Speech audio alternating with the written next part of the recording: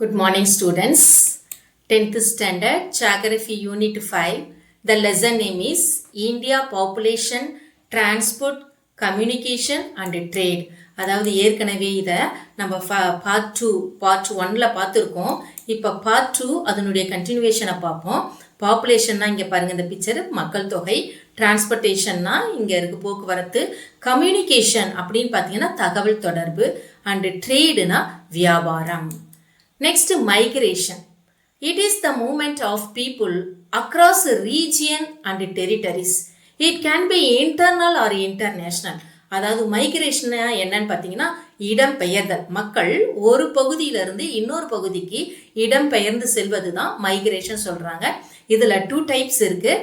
ஒன்று இன்டர்னல். இன்டர்னல்னா இங்கே இந்தியா மேப்பை பாருங்களேன். இந்தியாவுக்குள்ளார state to state, district to district இடம்பெயர்ந்தா அதுக்கு பேர் இன்டர்னல் மைக்ரேஷன். இன்டர்நேஷ்னல் மைக்ரேஷன் அப்படின்னு பார்த்தீங்கன்னா கண்ட்ரி டு கண்ட்ரி, நாடுகளுக்கு அவங்க இடம்பெயர்ந்தாங்கன்னா அதுக்கு பேர் international migration. Next, in India the mass migration is from rural to urban. அதாவது அதிகமான மக்கள் இடம்பெயர்தல் எங்கே நடக்குது அப்படின்னு பார்த்தீங்கன்னா வில்லேஜில் இருந்து அர்பனைசேஷனுக்கு. அதாவது இங்கே பாருங்க, இங்கே வில்லேஜ் பீப்புள் எங்கே மூவ் ஆகுறாங்கன்னா இங்கே இருக்கிற அர்பனுக்கு மூவ் ஆகுறாங்க. எதுக்காக அப்படின்னு பார்த்தீங்கன்னா unemployment and under employment in the rural areas R the push factors and the employment opportunity and higher wages in the urban areas caused by the industrial development or the pull factors of the migration in the country. அதாவது இதில் push factors, புல் ஃபேக்டர்ஸ்னு 2 வகையாக பிரிக்கிறாங்க. Push ஃபேக்டர்ஸ்னா வேலையின்மை, அது இல்லாமல் அவங்களுடைய வேலைக்கு சரியான மதிப்பீடு இல்லை, சேலரி ஹையாக தரல. இதன் காரணமாக மக்கள் புஷ் ஃபேக்டர்ஸ்னால் தள்ளப்படுகிறார்கள். எதை நோக்கி தள்ளப்படுகிறார்கள் அப்படின்னு பார்த்தீங்கன்னா அர்பனை நோக்கி தள்ளப்படுகிறார்கள். அதுவே புல் ஃபேக்டர்ஸ்னா நிறைய இண்டஸ்ட்ரீஸ் இருக்கு, நிறைய மக்களுக்கு வேலை வாய்ப்பு கொடுக்கணும் அப்படின்றதுக்காக வேலை இருக்க ஆட்கள் இல்லைன்னா புல் ஃபேக்டர்ஸ். அது இழுக்கிற ஒரு காரணி, உந்து காரணி, இன்னொன்று இழுக்காரணி அப்படின்னு சொல்றாங்க. இங்க இருக்க பிக்சரை பாருங்க. புல் ஃபேக்டர்ஸ்க்கான ஒரு எக்ஸாம்பிள் தான் இங்கே இந்த பிளான்ட்ல தண்ணி ஊத்துறது. அப்படியே என்ன ஆகுது, இழுத்துக்குது தண்ணி எல்லாம். இந்த பிக்சரை பார்த்தீங்கன்னா ஒரு பையன் தள்ளிட்டு போறான் இல்லையா, அது புஷ் ஃபேக்டர்ஸ்.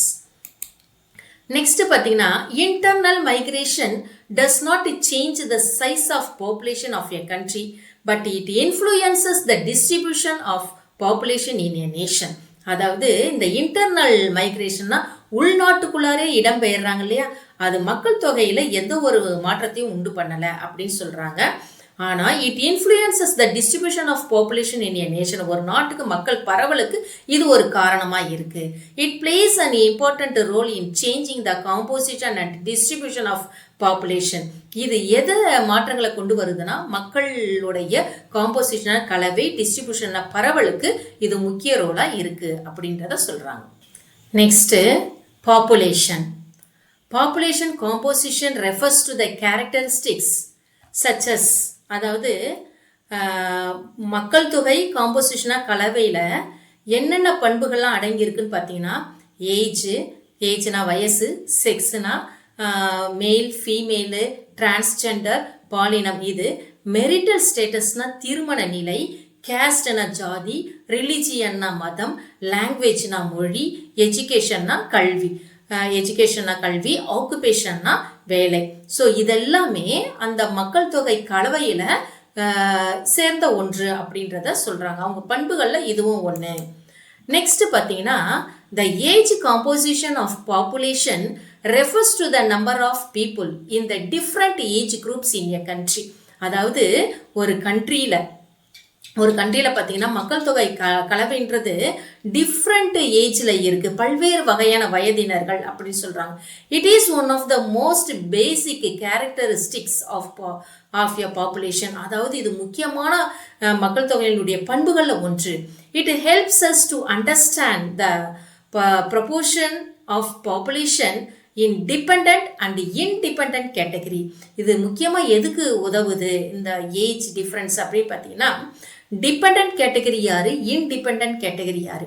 டிபெண்டன்ட் கேட்டகரி பார்த்தீங்கன்னா சின்ன பிள்ளைங்க எல்லாம் படிக்கிற வயசுல எல்லாமே பேரண்ட்ஸை நம்பி இருக்கணும். இவங்கெல்லாம் டிபெண்டன்ட் கேட்டகரிஸ்ல வருவோம்.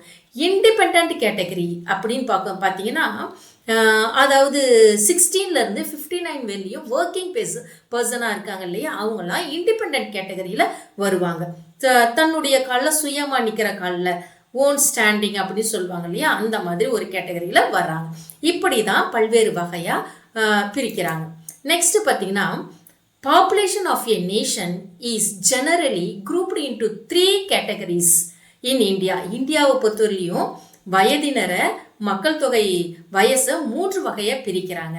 ஃபர்ஸ்ட் ஒன் என்ன அப்படின்னு பார்த்தீங்கன்னா the children who has less than 15 years of age. எந்த குழந்தைங்களுக்கெல்லாம் 15க்கு கீழே இருக்காங்களோ 14 வரலையும் இருக்காங்களோ அவங்கெல்லாம் யாருன்னு சொல்றாங்க, குழந்தைகள்னு சொல்றாங்க. நெக்ஸ்ட் பார்த்தீங்கன்னா the people above 60 years of age. இந்த பிக்சரை பாருங்க, இந்த வயசானவர் இருக்கார் இல்லையா, அதே மாதிரி இங்கே லெஃப்டில் கீழே பாருங்க வயசானவங்க. இவங்கெல்லாம் பார்த்தீங்கன்னா எபோவ் 16 இயர்ஸ் கேட்டகரியில் வருவாங்க. இந்த 2 கேட்டகரியும் எதில் வருவாங்கன்னா டிபெண்டன்ட் கேட்டகரியில் வருவாங்க. மற்றவங்களை சார்ந்து வாழக்கூடிய வயசு, குழந்தைகள் படிக்கிறதுக்காக அவங்க காலேஜ் வரலையும் பேரண்ட்ஸை நம்பி வாழக்கூடியது. அதே மாதிரி பார்த்தீங்கன்னா இந்த வயசானவங்கெல்லாம் பார்த்தீங்கன்னா அவங்களுக்கும் வயசாயிடுச்சுன்னா இண்டிபெண்ட்டாக இருக்க முடியாது, ஒர்க் பண்ணக்கூடிய அந்த கெப்பாசிட்டி அவங்களுக்கு இருக்காது. அதனால இவங்களும் என்னன்னு சொல்றாங்க, டிபெண்டன்ட் கேட்டகரியில் வர்றாங்க. இண்டிபெண்டன்ட் கேட்டகரியில் யாரெல்லாம் வர்றாங்க அப்படின்னு பார்த்தீங்கன்னா the people working to eligible 16 to 59 years of age. 16லேருந்து 59 years வரையும் அவங்கள என்னன்னு சொல்றாங்க, ஒர்க்கிங் பர்சன். அவங்களுக்கு வந்து ஃபிசிக்கலாக மென்டலாக ஒர்க் பண்ணக்கூடிய கெப்பாசிட்டி இருக்கு. அதனால இவங்க வந்து people working to eligible. Next பார்த்தீங்கன்னா செக்ஸ் ரேஷியோ. செக்ஸ் ரேஷியோனா பாலின விகிதம். Is defined as the number of females per 1000 male population. அதாவது பாலின விகிதம் என்பது என்னன்னு பார்த்தீங்கன்னா 1000 மேல் 1000 ஆண்களுக்கு எத்தனை பெண்கள் இருக்காங்க அப்படின்றது தான் செக்ஸ் ரேஷியோ. அதாவது according to 2011 census the sex ratio of the country is 940 females per 1000 males. அதாவது 2011 சென்சஸ் படி இந்தியாவில் பார்த்தீங்கன்னா 1000 ஆண்களுக்கு 940 பெண்கள் தான் இருந்திருக்காங்கன்னு சொல்றாங்க. Next literacy rate. லிட்டரசி ரேட்னா எழுத்தறிவு விகிதம். The people who are able to read and write are known as literates. யாருக்கு எழுத படிக்க தெரியுமோ அவங்க தான், ஏதாவது ஒரு மொழியில எழுத படிக்க தெரியணும், அவங்க தான் லிட்டரேட்ஸ்னா எழுத்தறிவு உள்ளவர்கள் அப்படின்னு சொல்லுவாங்க. நெக்ஸ்ட் பார்த்தீங்கன்னா India's literacy rates as per 2011 census is 74.04%.